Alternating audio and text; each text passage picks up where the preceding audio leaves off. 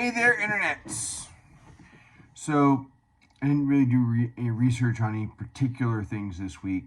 I kind of did a couple of them over the last weekend, but I already kind of decided a long time ago what I was going to talk about this Saturday. Because we are about 30 days from Election Day 2023, which is the 7th of November. And, something I told a person I was chatting with that was in China years ago. She was surprised there was an election going on. It was like February. I thought you guys just had an election. So we're always having elections here for something. And sometimes there's a surprising amount of things that happen or could be prevented from happening in these seemingly minor things. My ballot's going to have 2 school board races. One of them, I know how I'm already voting. It's for a woman named Lindy Mullen Doyle.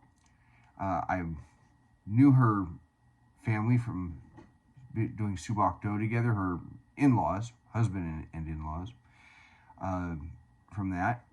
But she's a conservative in the race. The other race, I have to do a little more research on. That's important. Think about all the things that people have been talking about going on in schools. Your local school board, very important thing. A lot of your city council races. I've got a couple of friends running for city council. One's on the city council. You change a couple of people out on a city council and you could end up with policies akin to what you got going on in Chicago or New York in a small town. Or you could change away from those policies. All of you people in Seattle or in San Francisco, Los Angeles, Chicago, New York, you probably have some people on in your local races that could affect those very policies. The very policies that have made your cities unlivable, to where these blue voters move out and then come to my area and try and change and bring their politics with them, which I'd rather not happen. This is your opportunity to push back. Change the way you vote. This is the first opportunities to do it. So, and don't just throw a dart at the wall. Try and do a little research. I'm bad about that. I've been guilty. You see a non-partisan race and you're trying to take the best stab at it you can. Contact your local Republican Party, or if you're a Democratic Party, but I just assume they set this one out. But, if you're admittedly, if you're a conservative, find out who the conservative is. And sometimes people that were conservatives turn on you. One of the local mayors, he's upset that the ballot recommendations, because they're not formally endorsing anybody or helping anybody in the local Republican Party. He's upset that they had some other things they're recommending his challenger. Well, he kind of went to the left. Maybe he should have thought about that. So think about how all this goes. A good mayor can have your city in a very pro-business sense. And being pro-business isn't just having run a business. It's the policies that go with it. Are you accommodating of the shoplifters? Do you see them as a bunch of Aladdins? Or do you recognize them as the criminal element of your society? If it's the latter, that is pro-business. Do you want to see businesses? It was one of those things. There's a vacant lot near where I go to the gym. And it's been vacant forever. And since I've been paying attention to politics, even local politics, back about 2008, 2009, there was first a proposal to put a Winco in there.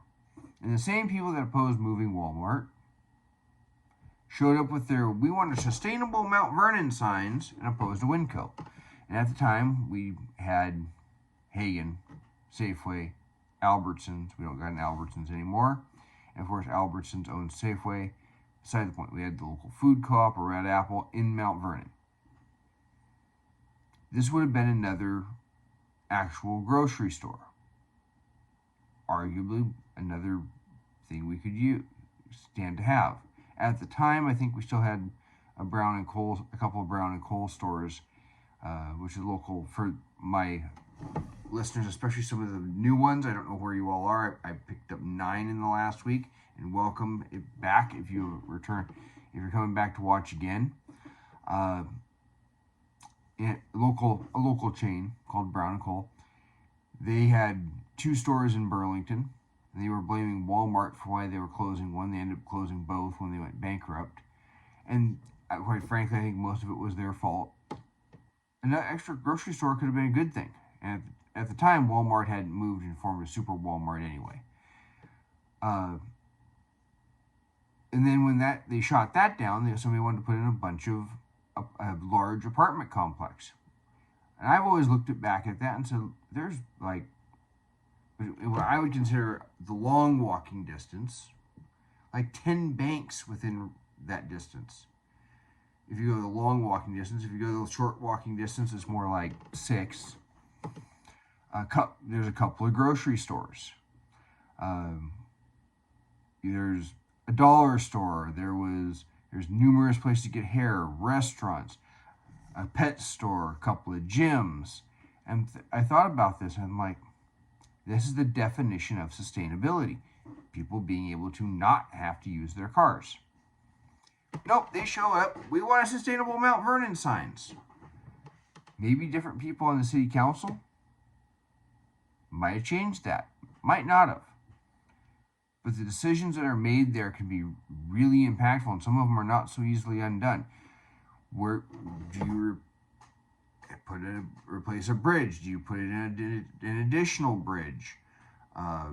So many things in your community happen and are going to be decided this time around. And they're going to be these non-partisan races. They are, I mean, if I go to my if I go to my property taxes and just go down the list of different taxing districts, and this year I have 2 races. They're both school board. They're going to appear on my ballot, to my knowledge. If I go to the taxing district, I have a hospital district. You probably do too. And you may have somebody up for election. Fire district. That's a real important one. You know, every one of these that can tax you. Your county in Washington State, it may or may not be up for re-election. Depends on if you're a charter county or not. Medic One services. That's by the county, of course. Central Skagit Rural Partial County Library District. Again, set by the county commissioners, I believe. School district. I got 2 people on my ballot, or 2 races on my ballot that will be affected by it. A Conservation Futures Fund, again, controlled by the county. Cemetery district. There's one you don't think about. Every so often I see I got a off-year election for that. I don't have one this year. State levy, county road, and port district.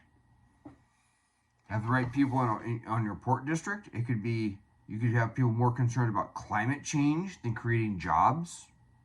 Or you could have more people, or you could elect people that are more concerned about creating jobs than questionable climate science. Or other questionable environmental science. So all of these are important, and in some cases more important, because even your state legislature operates up here in the big picture, but they don't get into the nitty-gritty of these local races. The things where you can make a stink very quickly, because those are your neighbors who are going to see you in the grocery store and go, oh, now I'm behind the guy that's irritated with me because of the decision I made. And now I'm uncomfortable, because now I can't just call him the loser in World War II. I can't just do that. So look into every one of these races and definitely vote in these off year elections. Encourage your family to. Don't fail to do it. And if nothing else, maybe you only really want to care about partisan politics. You only want to care about Republicans and Democrats. Who cares about the school board? I'll give you a reason right now.